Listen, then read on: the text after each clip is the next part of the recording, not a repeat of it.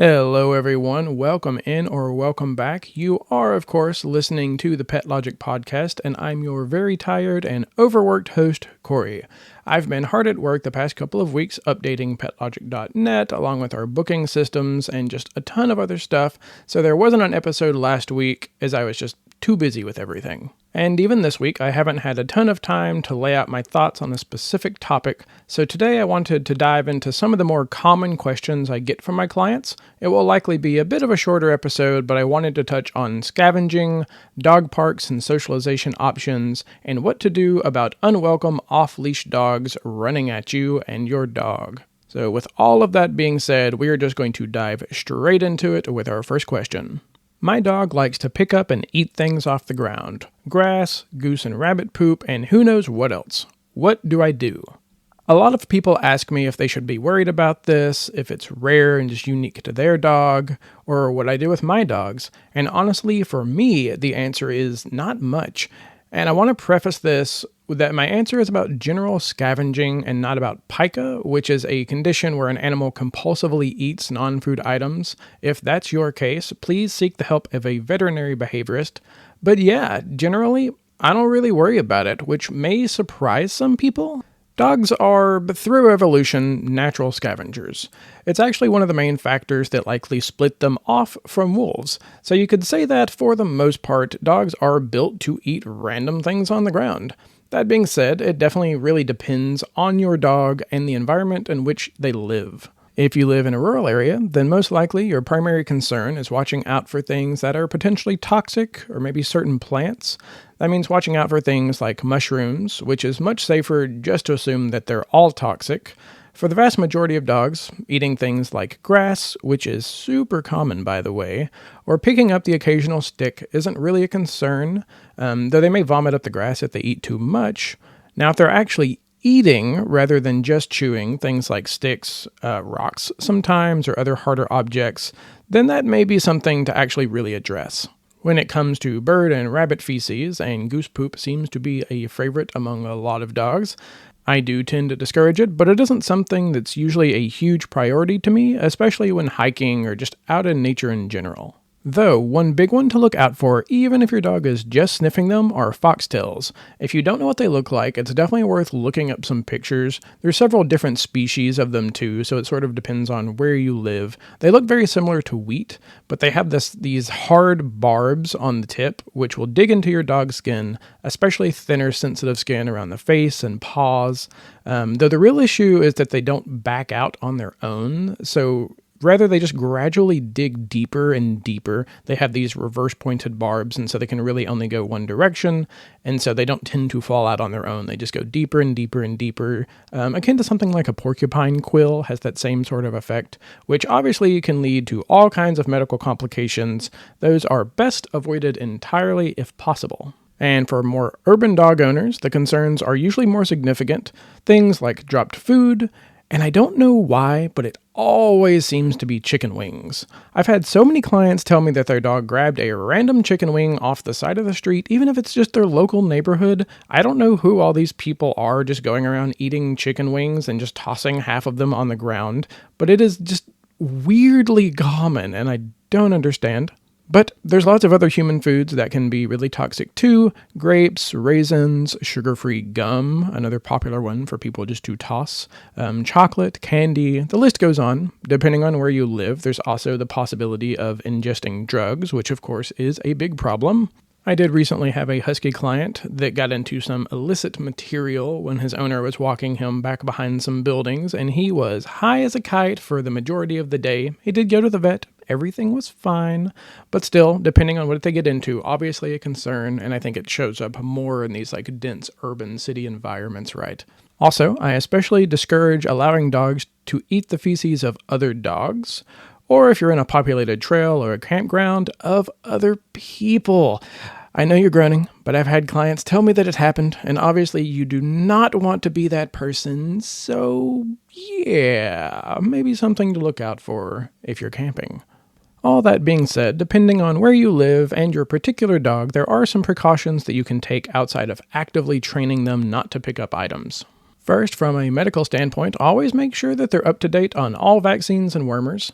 There are a few non-core vaccines and wormers that you should chat with your vet about depending on where you live and your dog's risk factors, so it's always worth at least talking to them about. You may even have a more frequent deworming schedule if your dog is prone to scavenging things. A great management option might be to muzzle train them, but I would typically recommend a basket muzzle for most dogs, which means they could still potentially pick up things as it doesn't fully block their mouth. It does tend to make it harder, it does slow them down, but it isn't necessarily a 100% fix, so just something to think about. Another great management tool that not many people know about is called the Outfox Field Guard. It's a mesh cover for your dog's head. It's similar to something like a fly cap on a horse. They're originally made to keep foxtails, remember those, out of your dog's face, but they also work really well at preventing scavenging. And of course, training a strong leave it and drop it are important steps as well, which, just as a side note here, leave it and drop it are not the same thing. Leave it means removing their attention from something that they are focused on. Drop it means that that thing is already in their mouth and that they spit it out. If they already have it, they can no longer leave it.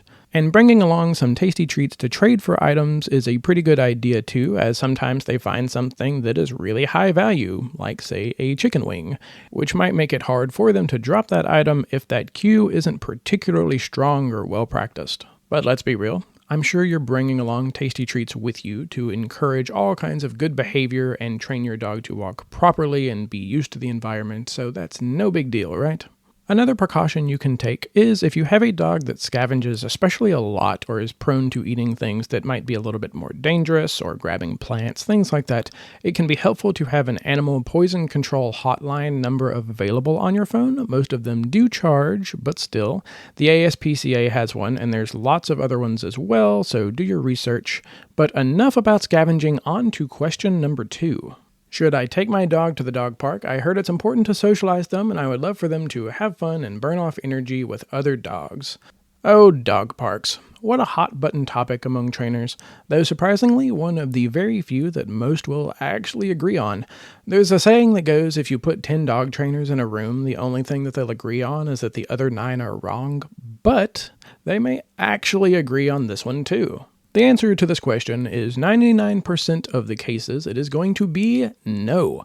Do not take your dog, especially your very young or very new dog, to the dog park. And here's the thing, socialization, especially for young puppies or otherwise social dogs, is very important. But dog parks are just not the place to do it for many reasons. Of course, from a medical standpoint, they aren't really disinfected and therefore can be a large disease risk, especially for younger or very vulnerable dogs. Just as an example, canine parvovirus, and I think all of you probably know what parvo is and how deadly it is, can live in soil for up to a year or even more. So high dog traffic with no sanitation is obviously a risk factor. Beyond that, though, you have little to no control over what experience your dog is going to have there. Maybe another dog is a bully or even outright aggressive. Maybe they don't read cues well and so chase and pester your dog. Maybe they have a short fuse and an appropriate correction from your dog will set them off. Maybe one guards tennis balls and sticks. You just never know what you're going to get. And if there are multiple, they usually all bum rush the poor new dog entering the park. Imagine stepping through a door and getting bombarded with like 10 other people talking to you, touching you, grabbing you, being in your space. That sounds really overwhelming for anyone and any dog. It's also true that most of the time, owners don't really know how to read dog body language well or ignore signs of stress or those aggressive precursors. At worst, they are 100 feet away in a chair on their phone, ignoring Bella as she is pinning down your dog. And believe me when I tell you that is way more of a common occurrence than it should be. I even had a client one time whose dog was wonderfully social, except, come to find out, with cream-colored retrievers. He would happily play with any other dog, but the moment he spotted a cream retriever or really anything remotely that shape and white, it was go time. It was certainly something to behold, and it sure would be if you walked in with your large white-colored dog. They know now, but they did not at the time. And before anybody yells at me, it was fine, nothing happened, I wasn't there, but he doesn't even visit the dog park anymore, but I have seen his reaction to other white dogs. But back on topic, okay, I've convinced you of the horrors of dog parks. But what's a well-intentioned dog owner to do? Well, it largely depends on your dog, and the full answer will be an episode entirely dedicated to the topic in the future, but for now, here is some quick advice. The sociability of dogs exists on a spectrum, or maybe it's better to say like a bell curve. It's actually probably more rare to have a truly social dog who enjoys interacting with pretty much all others, especially once they're adults. Many do very well with a few close friends or a circle of familiar dogs or ones you gradually kind of work into that social circle, but don't always enjoy those chaotic social settings of group play. So let's take dog daycares as an alternative to dog parks. They are usually much better controlled, which is good. There's a level of vaccine vetting and cleaning protocols, which is also good. However, I would say it's not uncommon for dogs to not do much more than just tolerate daycare. Just because they aren't starting a fight or shaking in the corner doesn't mean that they're necessarily enjoying it, especially for more shy or sensitive dogs, and while some daycares are great, many aren't. So you have to make sure to do your research and ask for a report card on how they did, even better if you're able to watch. And again, I know plenty of people who run daycares. I know plenty of people who really don't have a choice but to utilize daycares. And I know plenty of dogs who do very well at daycares. But it is very dog specific, and it's something you just want to make sure that they're actually having a good time if it's something you have to do. And there's also private daycares that people run out of their own home with much smaller groups, so sometimes that can be a good alternative as well.